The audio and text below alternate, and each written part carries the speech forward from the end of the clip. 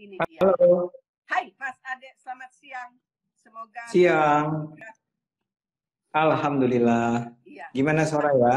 ya sehat-sehat. Mas Ade, seperti biasa, kalau ada terkait dengan masalah yang berhubungan dengan radikalisme atau sesuatu yang memang ekstrim-ekstrim dalam berpikir, saya selalu ingat Mas Ade.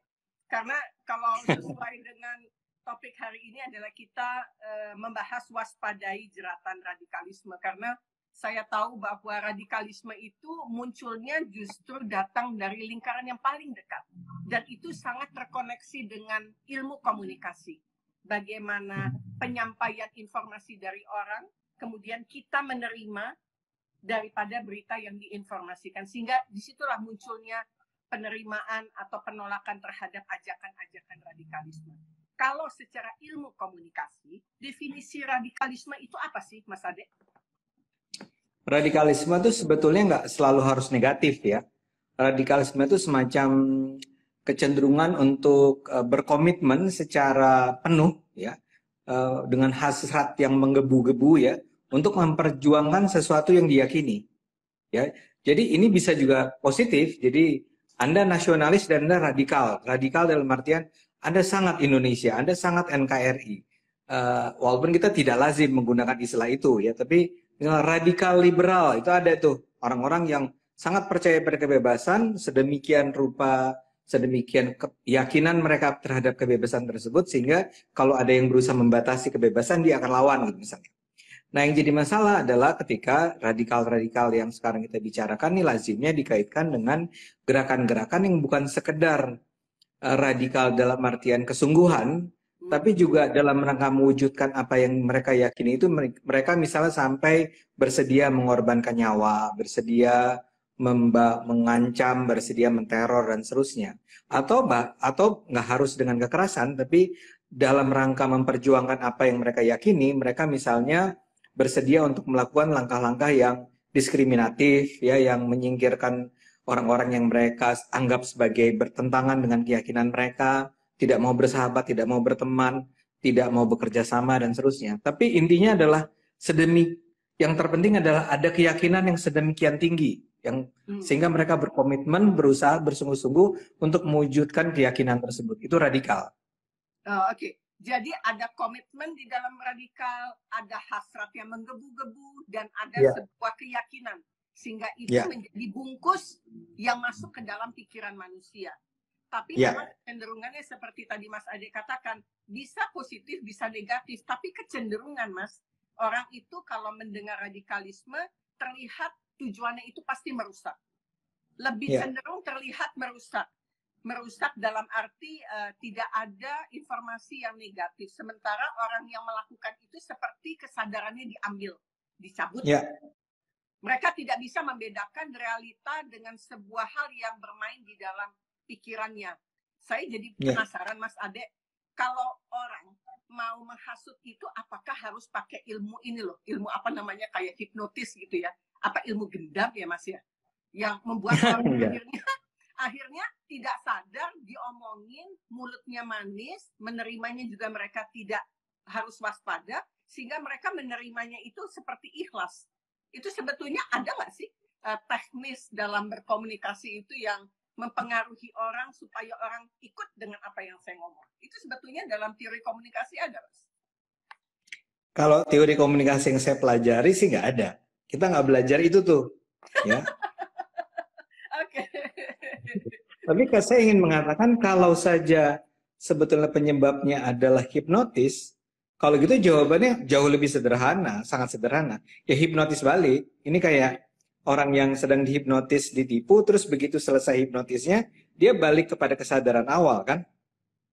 Nah masalahnya yang kita hadapi bukan justru yang itu. Saya ulang ya, kalau itu tantangannya jauh lebih sederhana. Yang kita hadapi adalah orang-orang yang terbentuknya radikalisme itu tidak pernah terbentuk secara cepat, instan, sesaat, ya. Jadi kalau itu pasti mengalami proses penanaman di kepala. Ya, itu belajar, social learning banget, dan itu kita bicara tentang bertahun-tahun, ya, berulang-ulang. Ya. Anda nggak bisa nih misalnya Soraya yang liberal ini kemudian ketemu dengan saya dan saya katakan, oh kamu tuh salah Soraya, bla bla bla bla, kamu tuh harusnya hijrah, bla bla bla bla. Hanya dari satu pertemuan itu Soraya pindah, itu dalam teori kita hampir nggak mungkin. Kecuali Nggak ada mungkin ya? sesuatu yang luar, hampir nggak mungkin lah ya. Kecuali ada sesuatu yang terjadi pada saat itu, misalnya Soraya mengalami goncangan jiwa yang luar biasa, sehingga apa yang Soraya yakini selama ini tiba-tiba menjadi Anda kehilangan terhadap keyakinan Anda itu, ya. Nah, yang lebih lazim, yang normal adalah kita mengalami proses sosialisasi di kepala kita, internalisasi di kepala kita selama dalam waktu yang panjang, berulang-ulang. Kita melihatnya, kita memperoleh pengetahuan dari orang yang mengajarkan kepada kita. Kemudian kita berdiskusi dengan orang-orang lain dan orang-orang itu membenarkan itu. Kita melihat kepada dunia luar dan kita melihat dunia luar dengan cara berpikir sebagaimana yang ditanamkan oleh orang-orang itu. Ya, ketika itu berlangsung dalam waktu cukup lama, Anda menjadi radikal. Saya kasih contoh tuh begini. Taliban di Afghanistan, ya. Taliban di Afghanistan itu selama 20 tahun, ya, mereka itu tersingkir, kalah. Mereka bersembunyi di pegunungan. Tapi selama 20 tahun itu mereka justru semakin kuat. Keyakinan mereka akan gagasan-gagasan tentang perlunya membangun sebuah negara, melandaskan diri pada ajaran Islam, syariah, ya, dan seterusnya dan seterusnya. Sehingga ketika kita pikir 20 tahun orang udah berubah dong, ya, 20 tahun. Tapi karena proses pembentukan radikalismenya itu juga sudah berlangsung berpuluh tahun sebelumnya, maka pengalaman 20 tahun terakhir ini di mana mereka justru bertemu hanya dengan sesama mereka. Dan mereka melihat dari kejauhan kehidupan orang-orang yang mereka anggap sebagai musuh dengan cara mereka itu bermaksiat, mereka itu menghancurkan Islam dan seterusnya. 20 tahun itu justru akan semakin kuat. Sehingga sekarang saya akan katakan bagi orang yang masih bilang Taliban yang sekarang bukan lagi Taliban yang lama. Nggak ada teorinya. Mereka nggak berubah. Kenapa Anda membayangkan bahwa kalau barangkali sekarang mereka berubah ya lebih pragmatis, harus menyesuaikan diri dengan tantangan-tantangan baru. Mereka tidak ingin terlihat langsung sebagai musuh bersama. Mereka harus terlihat sebagai kelompok yang lebih moderat dan seterusnya. Tapi apa yang di kepala itu akan terus bertahan. Nah, jadi yang harus kita lebih pikirkan adalah kelompok-kelompok, dan ini cukup banyak di Indonesia, yang selama 20 tahun terakhir, 30 tahun terakhir, dicekoki, di brainstorming, di brainwash, atau ditanamkan lah ya, kalau kita nggak mau menggunakan istilah-istilah yang ekstrim tadi, ditanamkan dengan gagasan-gagasan bahwa kita ini hidup bukan di sebuah negara yang menjalankan syariat. Ini sebuah negara yang sebetulnya tidak mengikuti perintah Allah. Ini adalah sebuah negara yang kalau dalam terminologinya masih berada di zaman jahiliyah, ya. Dan kita harus menuju ke, dan istilah yang paling kita kenal itu hijrah. Marilah kita hijrah kepada sebuah dunia baru. Itu ditanamkan terus-menerus, terus gitu ya. Sehingga dia, teman-teman Soraya sekarang lihat, aduh Soraya masih hidup di dunia yang jahiliyah. Kapan ya dia sadar? Kapanlah dia berubah? Ya, karena mereka sekarang sudah berada di dunia yang menurut mereka benar. Ya, itu kan perpindahan dari Mekah ke Madinah.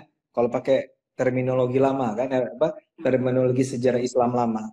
Di Mekah mereka ditindas, di bawah kemusyrikan, pindah ke Madinah yang penuh keimanan. Jadi mereka pindah dan mereka merasa nyaman bahwa mereka hidup dalam sebuah dunia baru yang mengikuti ajaran-ajaran Islam.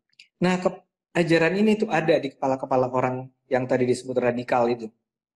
Mereka tidak akan menggunakan kekerasan, mereka tidak akan menggunakan teror, tapi mereka sudah sangat berkomitmen bahwa kita sedang berjuang tiap hari, belum tercapai sekarang, tapi kita akan memperjuangkan terus sebuah ide besar, yaitu menjadikan ini sebuah Darul Islam, ya, sebuah wilayah yang akan dikuasai oleh, bukan dikuasai oleh orang-orang Islam, tapi oleh hukum Islam, oleh perintah Allah. Dan mau tidak mau, karena harus menjalankan perintah Allah, ya orangnya harus orang-orang Islam gitu loh.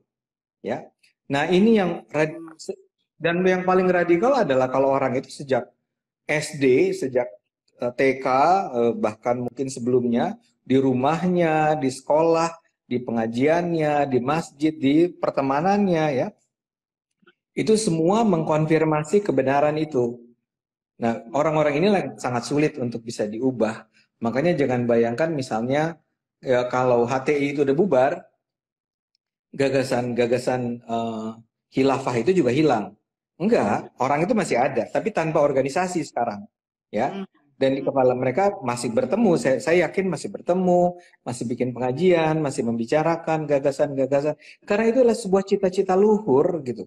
Bayangkan kalau Anda tuh punya cita-cita luhur, kayak saya punya cita-cita luhur, Indonesia yang satu, yang pluralis, yang Bhinneka Tunggal Ika, yang adil dan sejahtera, itu kan saya juga radikal dalam hal itu, saya akan memperjuangkannya kan. Nah, sekarang bayangkan yang kita harus khawatirkan adalah bahwa gagasan-gagasan ini tetap hidup. Kalau yang teman-teman suara yang hijrah itu sebenarnya belum teruji saat ini, ya, karena kan dia baru beberapa tahun. Seringkali orang semacam ini pindah karena ada sesuatu lah, ya, ada sesuatu yang membuat mereka merasa harus pindah.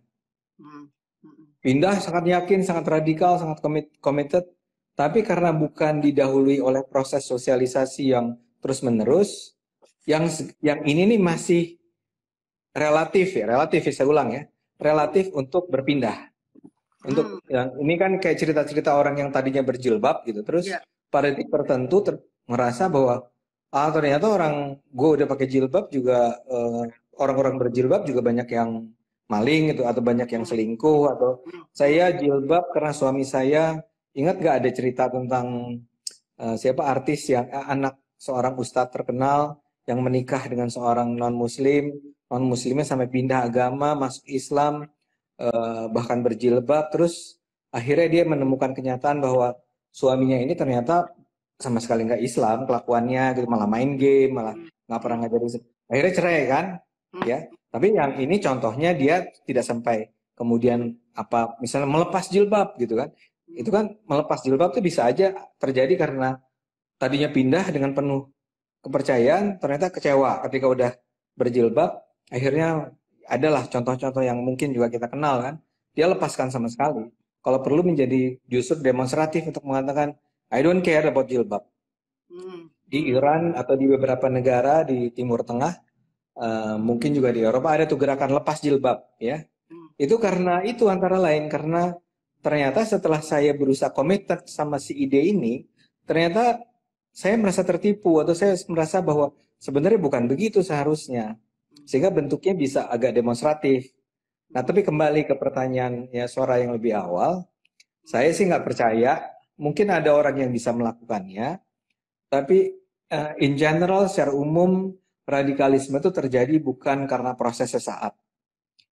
Biasanya radikalisme itu melalui proses panjang, penanaman nilai sosial, mindset, ya, skema kognisi orang tuh terbentuk selama bertahun atau berpuluh tahun, jadilah mereka radikal. Karena itulah mereka susah untuk diubah, untuk berubah cara pandangnya.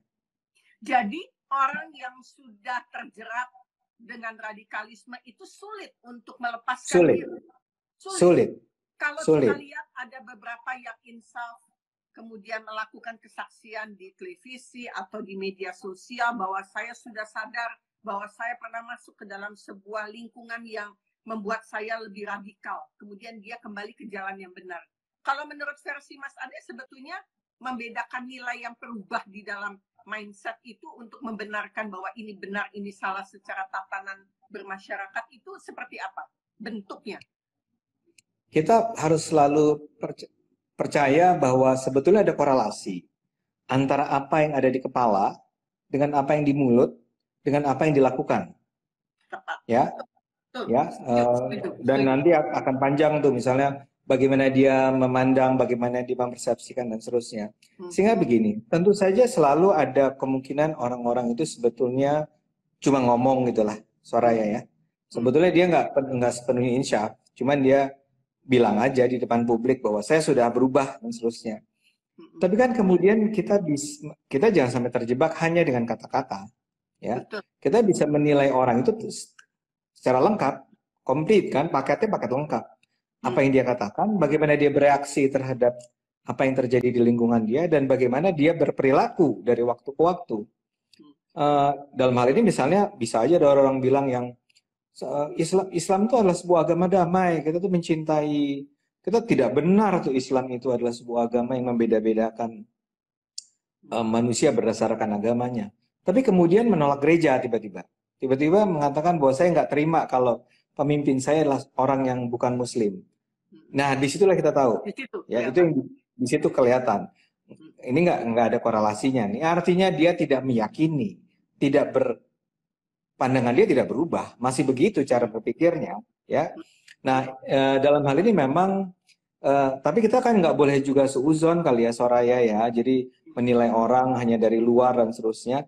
Nggak, menilai orang itu memang sesuatu yang membutuhkan proses agak panjang ya. Kita harus terus-menerus menyaksikan apakah ada pembuktian dan seterusnya. Tapi dalam hal ini, kembali ke cerita yang Soraya sebut tadi, bagaimana kalau gitu orang bisa pindah, bisa berubah? Tadi saya katakan, kalau misalnya pertama-tama ada sesuatu, ada peristiwa, bisa trauma, bisa sesuatu yang mengejutkan, sesuatu yang membuka mata dia tentang salah ternyata ya. Dan kadang-kadang bisa sangat ekstrim. Itu terjadi misalnya karena saya menikah dengan seorang perempuan menikah dengan seorang pria yang dia anggap soleh, dan karena itulah dia bersedia untuk mengorbankan, dia keluar dari pekerjaannya gitu ya.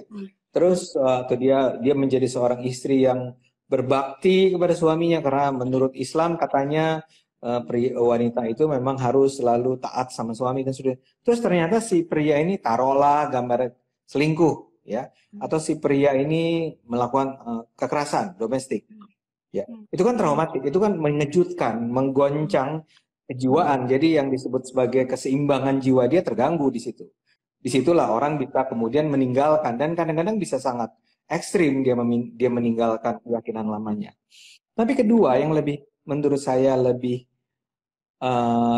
bukannya lebih mudah, tapi lebih kalau kita bicara strategi, mengubah radikalisme adalah dengan membiasakan orang-orang dengan komitmen kesungguhan terhadap keyakinan yang mereka yakini sebelumnya untuk bertemu dengan orang-orang lain, berinteraksi, terpaksa bekerja sama, bersentuhan, menyaksikan orang-orang yang datang dari keyakinan yang lain. Makanya saya itu selalu keberatan dengan gagasan tentang misalnya saja kalau di kota-kota tuh perumahan syariah gitu. Atau even sebetulnya saya minta maaf, mungkin nggak semua orang setuju, saya nggak akan pernah menyekolahkan anak saya di sekolah Islam, nggak akan pernah ya. Lagi-lagi saya minta maaf, saya mungkin terdengar harsh dalam hal ini, tapi saya nggak kepengen, karena gini, kalau sekolah Katolik, sekolah Kristen, muridnya itu plural. Di situ ada Kristen, ada Katolik, ada Buddha, ada Islam dan seterusnya. Kalau di sekolah negeri kan relatif aman lah ya.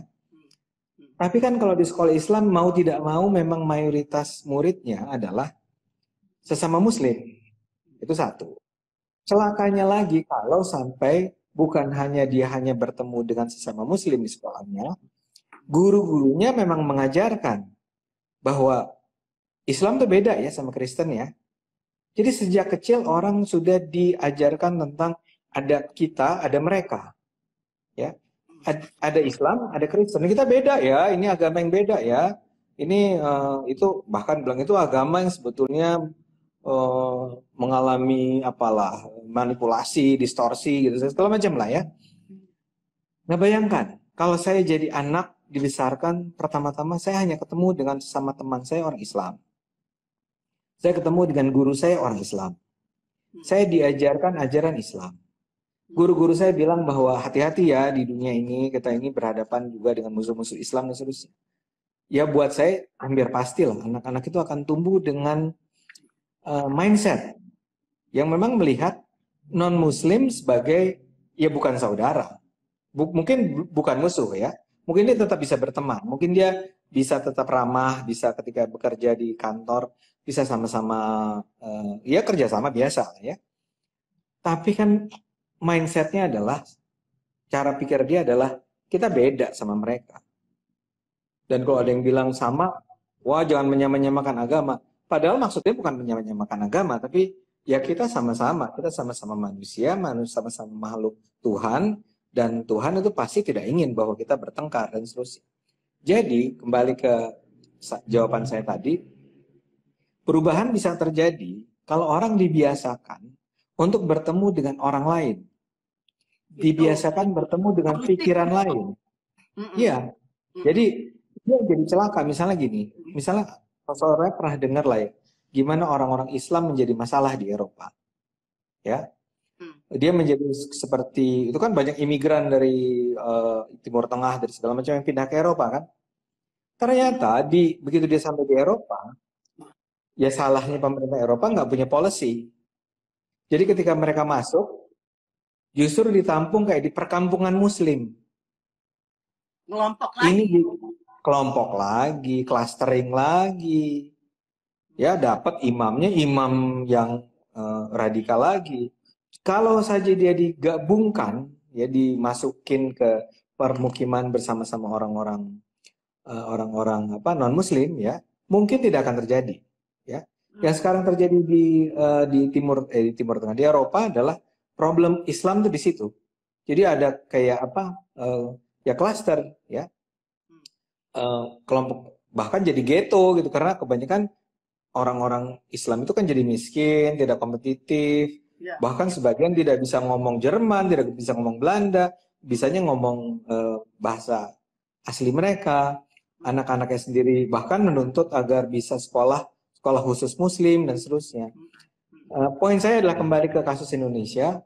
Kalau kita biarkan, ya ini ada semacam tanda petik segregasi antara Muslim sama non-Muslim, di mana tidak ada ruang-ruang pertemuan di mana mereka bekerja bersama, ya saling membantu.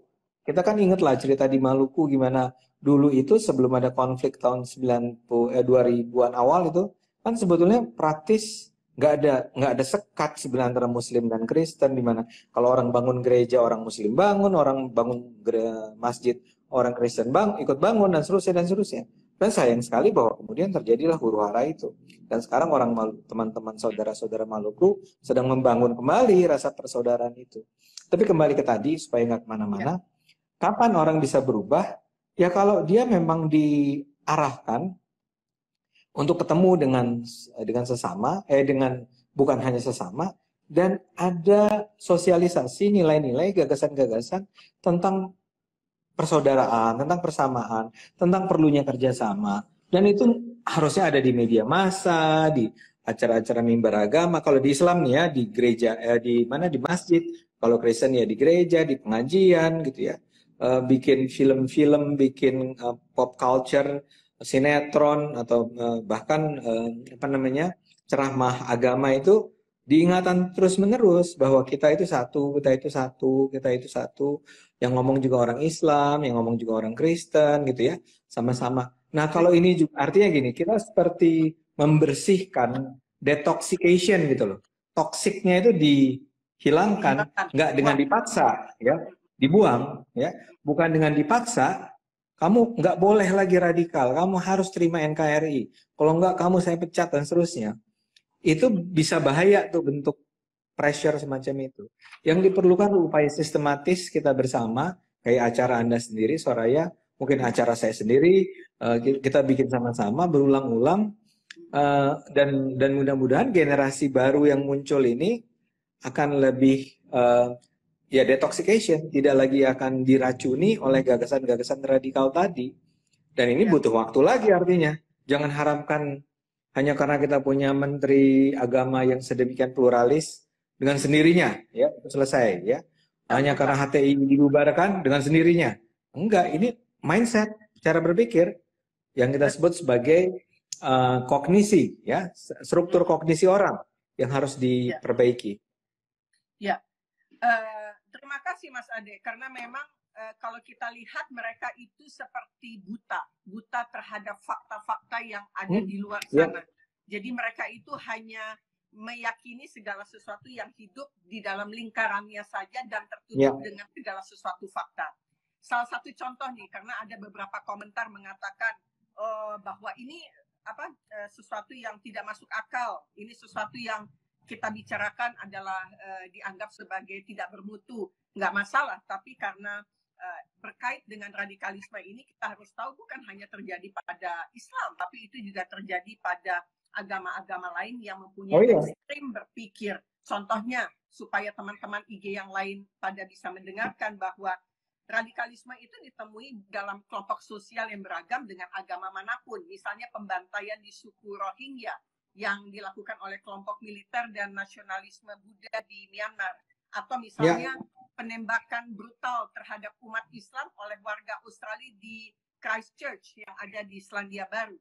Artinya kita di sini bukannya mengintimidasi Islam, karena tadi ada komentar mengatakan bahwa kok musuh sekali dengan Islam. Bukan, ini bukan masalah agama, tapi lebih bagaimana mengaitkan kesan itu yang datang dari kelompok-kelompok tertentu dengan tujuan merusak, dengan komitmen keyakinan mereka sendiri, tapi nggak peduli dengan kehidupan orang yang ada di luar sana. Begitu Mas Ade kan? Coba Mas Ade, tolong diluruskan. Kalau saya mau jujur. Jangan pernah denial. Jangan pernah kayak tadi, agama kami agama damai. Kenapa kalian membenci kami?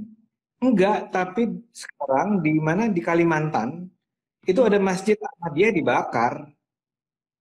Anda mau ngomong apa? Kita bisa kasih contoh banyak. Ada gereja dilarang. Ada orang dulu wihara diserang. Itu bentuk-bentuk paling ekstrim. Bentuk-bentuk yang lebih sederhana banyak. Orang ini mau saya sebut satu persatu contohnya. Ya, jadi jangan denial. Jangan pernah mengingkari bahwa it does exist. Dan saya menganggap orang semacam ini justru ingin agar suaranya jangan ngomong lagi. Ini jangan dianggap sebagai persoalan serius. Ini adalah sesuatu yang ini dilebih-lebihkan. Saya akan tantang orang itu. Ya. Anda pikir ada bom teror, ada sebuah keluarga di Surabaya membawa bom di dirinya, itu dia datangi waktu itu apa sih? Gereja ya kalau nggak salah, Paskah kalau nggak salah ya. Terus dia meledakkan diri Surabaya. Di depan Surabaya kan? Surabaya. No, Anda mau bantah itu? Saya nggak mau bilang bahwa ini nggak ada kaitan sama agama. It does related with religion. It does. Tapi suaranya benar. Dan bukan cuma Islam. Tapi kan saya bicara tentang Indonesia. Kalau saya bilang masalah dengan radikal Kristen, radikal Buddha, radikal Hindu. Mana Anda bilang? Di Indonesia ini. Ya bukan berarti bahwa agama Kristen lebih baik dari Islam. Wong saya Muslim.